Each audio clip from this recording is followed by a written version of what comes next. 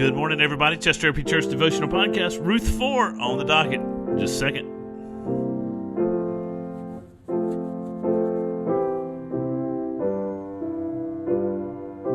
All right. Well, thank you so much for being with us this morning as we jump into Ruth chapter 4, beginning with the story of Boaz. He comes to the foreground in chapters 2 and 3. We start to see something significant about Boaz. He's a man after God's own heart, in a sense. He's a man of righteousness and good godly character, a man of faithfulness. Now in chapter 4, he becomes the hero. He becomes the redeemer of Boaz, the redeemer of Ruth, and it is a wonderful, wonderful scene in chapter 4. So here's the story as it goes. Now Boaz had gone up to the gate and sat down there. And behold, the redeemer of whom Boaz had spoken came by. So as Boaz said to him, Turn aside, friend, sit down here. And he turned aside and he sat down. And he took 10 men of the elders of the city and said, Sit down here. So they sat down. Then he said to the Redeemer, Naomi, who has come back from the country of Moab, is selling the parcel of land that belonged to our relative Elimelech. So I thought I would tell you of it and say, Buy it in the presence of those sitting here and in the presence of the elders and my people.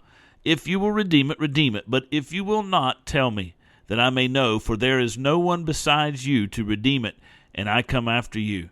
And he said, I will redeem it. Then Boaz says, The day you buy the field from the hand of Naomi, you also acquire Ruth the Moabite, the widow of the dead, in order to perpetuate the name of the dead in his inheritance. Then the Redeemer said, I cannot redeem it for myself, lest I impair my own inheritance. Take my right of redemption yourself, for I cannot redeem it. Now this is the custom in former times in Israel concerning redeeming and exchanging. To confirm a transaction, the one drew off his sandal and gave it to the other, and this was the matter of attesting in Israel. So when the Redeemer said to Boaz, Buy it for yourself, he drew off his sandal. Then Boaz said to the elders and all the people, You are witnesses this day that I have bought from the hand of Naomi all that belonged to Elimelech and all that belonged to Chilion and Mahlon. And Ruth the Moabite, the widow of Mahlon, I have bought to be my wife, to perpetuate the name of the dead in his inheritance, that the name of the dead may not be cut off from among his brothers, and from the gate of his native place. You are witnesses today. Then all the people who are at the gate and the elders said, We are witnesses. May the Lord make the woman who is coming into your house like Rachel and Leah, who together built up the house of Israel. May you act worthily in Ephrathah and be renowned in Bethlehem. And may your house be like the house of Perez, whom Tamar bore to Judah, because of the offspring that the Lord will give you by this young woman. Now, here we have Boaz doing exactly what he had promised to do. If you've been with us in our reading of Ruth's story, you know that Boaz is a man of godly character, a man of faithfulness. He said, I'm going to go find the other guy who is a closer redeemer than I am, and when I find him, I'm going to give him first option. First option is to buy the land of Naomi that would belong to Elimelech. She can't pay for it anymore. She can't keep it up anymore. She's got to sell it in order to survive. And your opportunity is to buy the land. And if you buy the land, then you also must take Ruth the Moabite into your home so that any children that are born out of this union will then receive the inheritance that was theirs as a result of her husband who is now dead. It's kind of a crazy thing. It's really hard for us to get our minds around.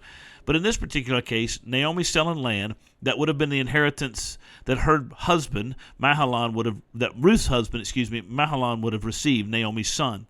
But since he is dead, Ruth the Moabite is still alive, then someone must take that inheritance and buy that land, and preferably it is someone who is close to the family so that it can be redeemed by someone close to the family.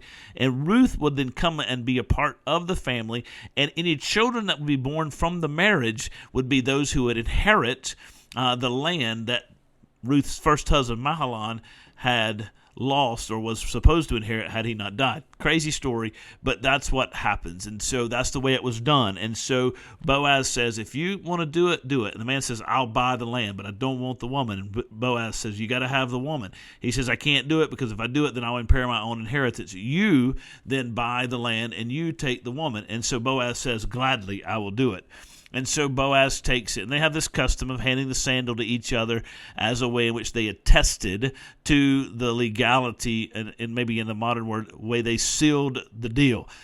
They closed on the piece of property, the sale. And the elders and those there were witnesses to it. And so they said, all right, the transaction has been made. Legally then, the property and Ruth belong to Boaz, and Boaz brings them into his fold, and then now she has an opportunity, and Naomi have an opportunity to remain where they're living, to stay where they are, and have the care and the concern and the provision of Boaz. This is an unbelievable story. It's so sweet, so kind, because we see God preparing this and setting this up long ago, and now it comes to fruition because God always works that way in the ordinary aspects of daily providence. This law was put in place prior to any of this happening. This was put in place at Mount Sinai when the people of Israel, before they'd even entered the promised land. But God knew what was going to be needed at this moment to work in Boaz and Ruth, and in this situation in order to bring redemption to Naomi and Ruth, in order to show us that God is a God of grace and kindness who gives us an inheritance that was purchased for us by the Lord Jesus Christ, our great Redeemer. And so it is a beautiful picture that points us to Jesus. And tomorrow we'll read of how Ruth and Boaz have a son.